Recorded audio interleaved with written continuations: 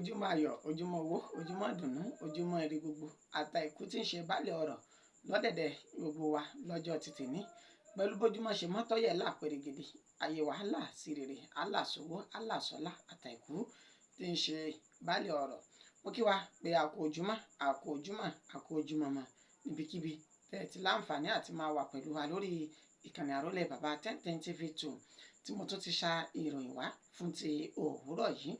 Orúkọ oníròyìn yìí òun náà ni Àyànfẹ́ Elédùmarè. Ẹ gbọ́ àwọn kókó inú ìròyìn náà báyìí. Ọkọ̀ tirẹ́là ńlá kan tó kún fún ọ̀pọ̀lọpọ̀ ọtí bíà òun ló ya lulẹ̀ làwọn ènìyàn bá ya bò ó tí wọ́n mu ọtí ní kíkankíkan nílùú Àbújá. Akẹ́kọ̀ọ́ iléèwé gíga ti ìpínlẹ̀ Ebonyi tó jẹ́ onípele ìgbẹ̀yìn òun ni ó ti ṣe bẹ́ẹ̀ gbẹ̀mí ara rẹ̀ látàrí pé ó fi ìdí rẹmi nínú ìdánwò kan ṣoṣo èyí tó kù tó fi ìdí rẹmi nínú rẹ̀. Akẹ́kọ̀ọ́ iléèwé girama tó gbé igbá orókè jùlọ nínú ìdánwò jambu rẹ̀ lẹ́yìn tí ó ṣe àfẹ́kù bàbá tó bí lọ́mọ òun ni ó ti gba ẹ̀bùn ẹ̀kọ́ ọ̀fẹ́ báyìí. Ẹ gbọ́ àwọn ẹ̀kúnrẹ́rẹ́ ìròyìn náà.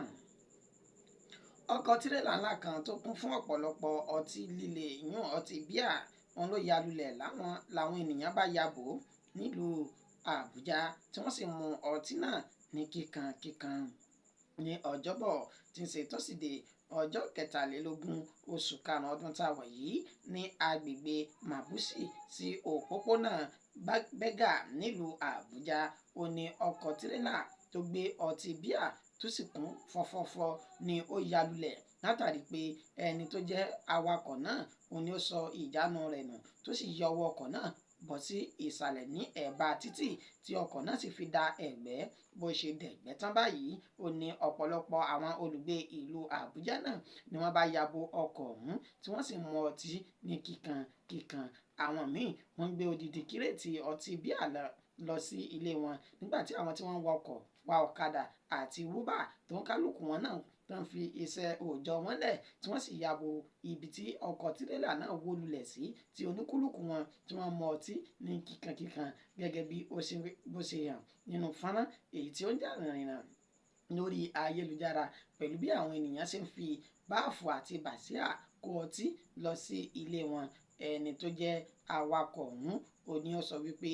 àṣẹ ti wá láti ọ̀dọ̀ àwọn iléeṣẹ́ àwọn wípé kí àwọn yọ̀ǹda rẹ̀ fún àwọn ènìyàn láti máa mú látàrí pé kí ó má bàa ṣòfò. Èyí ló wá gún àwọn ènìyàn ní kẹsẹ́ tí wọ́n tún fi wá lọ rèé pera wọn jọ sí i tí wọ́n sì mu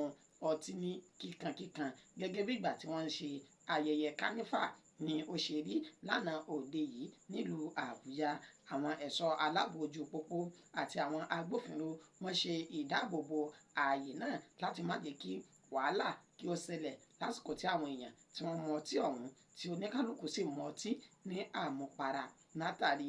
ọkọ̀ tó wó lulẹ̀ náà. Akẹ́kọ̀ọ́ ilé ìwé gíga ti ìpínlẹ̀ Ebonyi tó jẹ́ onípele tó gbẹ̀yìn òun ló ti gbẹ̀mí ara rẹ̀ látàrí pé ó fi ìdí rẹmi nínú ìdánwò kan ṣoṣo èyí tó kù tí ó fi yege gẹ́gẹ́ bí akẹ́kọ̀ọ́. Iléèwé gíga Ebonyi State University EBSU ní Abakaliki òun ni arábìnrin tí wọ́n pe orúkọ rẹ̀ ní Favour Ugwuka ni ó ti ṣe bẹ́ẹ̀ tó ti gba ẹ̀mí ara rẹ̀. Wọ́n ṣe ní àlàyé wípé ní iléègbé àwọn akẹ́kọ̀ọ́ èyí tó wà ní Ìṣẹ́ẹ̀kẹ́ ibẹ̀ ni Favour náà ni ó ti pa okùnso tó ti gba ẹ̀mí ara rẹ̀ látàrí wípé ó fi ìdí rẹmi nínú ìdánwò àṣekágbá èyí tí ó kù ní ẹ̀ka ẹ̀kọ́ onímọ̀ Gẹ̀ẹ́sì English Department òní Favour náà ó wà pẹ̀lú bí ẹni tó jẹ́ ìyá ọmọbìnrin náà bí ó sì ń sọ ní ojú fọ́nrán wípé arákùnrin tí ó jẹ́ olùkọ́ Favour náà ní ẹ̀ka ẹ̀kọ́ ìmọ̀ Gẹ̀ẹ́sì tí wọ́n pe orúkọ rẹ̀ ní ọ̀mọ̀wé Enyi òní ó ti ń fi ọ̀rọ̀ lálẹ́ gàràgà tó sì ti ń dúnkokò mọ́ Favour náà wípé kò sí bó ṣe fẹ́ ṣe ìdánwò náà kò lè yege nínú ìdánwò òun tí àwọn tó sì jẹ́ akẹ́kọ̀ọ́ rẹ̀ tí àwọn náà sọ̀rọ̀ tí wọ́n ní ó olùkọ́ ọ̀hún ni ó ti ń fi ọwọ́ rẹ̀ sọ̀yà tipẹ́tipẹ́ fún olóògbé náà wípé kò sí bó ṣe fẹ́ kọ́ tó, kò sí bó ṣe fẹ́ dángájíá tó, o lè yege nínú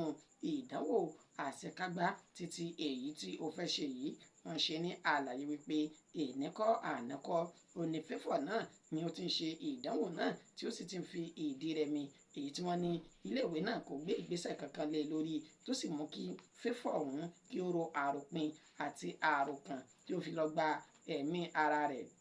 Ọ̀pọ̀lọpọ̀ àwọn ènìyàn ni wọ́n bu ẹnu àtẹ́ lu olùkọ́ ilé ìwé náà, èyí tó sọ wípé Favour ọ̀hún ò lè yege pẹ̀lú bọ́n ṣe já sí wípé wọ́n ní ó mọ̀ọ́mọ̀ ṣe ìfẹ́nu rẹ̀ láti rán ọ̀dọ́bìnrin náà lọ sí ọ̀run àsàǹtẹ̀ ni. Ẹni tó jẹ́ alukoro fún iléeṣẹ́ ọlọ́pàá ìpínlẹ̀ Ebonyi Joshua Nkandu ó ti ṣe ní àlàyé pé ọ̀rọ̀ náà ti tó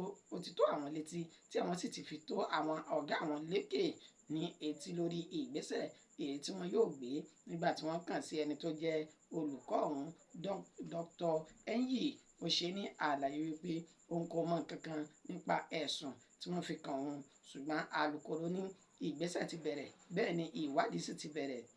lórí ìṣekúpa ọmọ náà tó pa ara rẹ̀ látọwọ́ ẹni tó jẹ́ olùkọ́ tó dúnkòokò mọ́, tí ó sì jẹ́ kí ó fìdí rẹmi nínú ìdánwò tán sì náwọn yóò gbé ìgbésẹ̀ èyí tí ó lágbára lé lórí. Akẹ́kọ̀ọ́ ilé ìwé girama tó gbé igbá orókè jùlọ nínú ìdánwò JAMB lẹ́yìn tí ó ṣe àfẹ́kù bàbá rẹ̀, ó ti rí ẹ̀bùn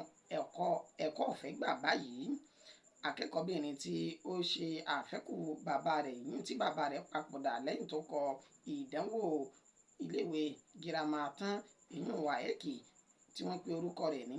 Angel Alele, ó ti ṣe bẹ́ẹ̀ rí ẹ̀bùn ẹ̀kọ́ ọ̀fẹ́ gbà báyìí láti ọ̀dọ̀ àgbà ọ̀jẹ̀ kan nínú ètò ẹ̀kọ́ Chief Executive Officer at Educare tí wọ́n pe orúkọ rẹ̀ ní Alex Onyiya. Ó ti ṣe bẹ́ẹ̀ fi sójú òpó ayélujára Twitter rẹ̀ lánàá òde yìí tí ń ṣe ọjọ́bọ̀ tọ́sídẹ̀ẹ́ ọjọ́ 23 nínú ibi tó ti ń lu ọmọ náà ní ọ̀gọ̀ ẹnu wípé ó kú iṣẹ́, ó kú ọmọ ṣe, pẹ̀lú bó ṣe já sí pé bàbá rẹ̀ ó ti ṣe aláìsí, tí ọmọ náà sì ti sọ ìrètí nù wípé kò sí iléèwé, kò sí ẹni tí yóò rán òun ní ilé ìwé mọ́. Tó ń ti bẹ́ẹ̀, ọmọ náà sì gbégbá orókè pẹ̀lú bí ó ṣe ṣe iṣẹ́ takuntakun àti ribiribi tó fi ní máàkì èyí tó jẹ́ 331 nínú ìdánwò JAMB rẹ̀. Ẹni tí ó jẹ́ àgbọ̀jẹ̀ nínú ẹ̀kọ́ yìí Alex Onyiya ní kò sí méjì ju kí àwọn lu ọmọ náà ní ọ̀gọ̀ ẹnu lọ, kí àwọn sì ṣe àtìlẹ́yìn fún un pẹ̀lú bí ọpọlọ rẹ̀ ṣe jí pépé ní abala ìwé. Òun ló fà á tí ó fi fún ní ẹ̀kọ́ ọ̀fẹ́ gbére tí ó fi ka gbogbo ilé ìwé gíga èyí tó bá fẹ́ kà tán, tí inú ọmọ náà tí ó sì dùn. Alex Onyiya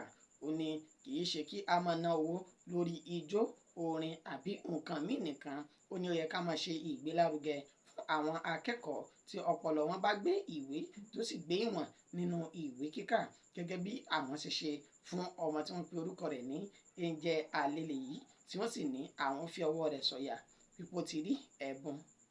ẹ̀kọ́ ọ̀fẹ́ gbà báyìí. Ìròyìn wa kò jù báyìí lọ fún ti òwúrọ̀ yìí. Ṣáájú ká tó lọ, ẹgbẹ́ àwọn kókó tá a mẹ́nubà lẹ́ẹ̀kan sí i.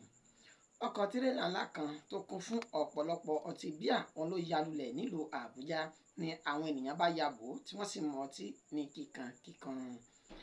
Akẹ́kọ̀ọ́ iléèwé gíga ti ìpínlẹ̀ Ebonyi ló ti gba ẹ̀mí ara rẹ̀ látàrí pé ó fi ìdí rẹmi nínú ìdánwò àṣekágbá èyí tó kányìn. Akẹ́kọ̀ọ́ iléèwé girama tó gbé igbá orókè jùlọ nínú ìdánwò JAMB lẹ́yìn tí ó ṣe àfẹ́kù bàbá rẹ̀ ó ti gba ẹ̀bùn ẹ̀kọ́ ọ̀fẹ́ báyìí lọ sí ilé ìwé gíga.